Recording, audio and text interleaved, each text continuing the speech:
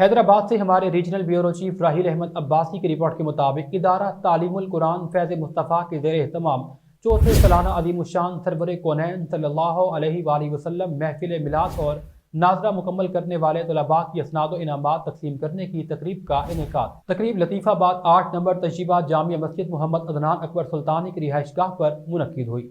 محفل کے مہمان خصوصی پیر الحاج گلشن الہی پیر سید مقصود احمد ہاشمی، خصوصی خطاب علامہ مولانا حسن عارف قادری رضوی نے کیا۔ عظیم الشان محفل میں اسناد کے لیے صدارت ادارہ محتمم اعلیٰ قاری محمد عدنان اکبر سلطانی سید محفوظ احمد ہاشمی کے زیر نگرانی ان کی رہائش گاہ پر منعقد ہوئی۔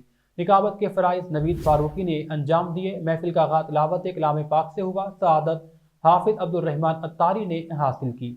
مہمان خصوصی پیر سید مقصود احمد ہاشمی تھے۔ مہمانوں کا استقبال سندھ کی روایتی اجرک پہناتے ہوئے کیا۔ نعت رسول مقبول سرکار صلی اللہ علیہ وآلہ وسلم کی بارگاہ میں پیش کرنے کا شرف حافظ محمد زاہد نقشبندی، حماد سعید قادری، محمد عقیل طاہری، محمد علی اتاری، محمد رمضان قادری نے حاصل کیا۔ خصوصی خطاب علامہ حسن عارف قادری رضوی نے کرتے ہوئے حاضرین محفل کے ایمان کو منور کیا۔ بڑی تعداد میں معروف شخصیات شریک تھیں۔ تقریب کے اختتام پر لنگر کا بھی انتظام تھا۔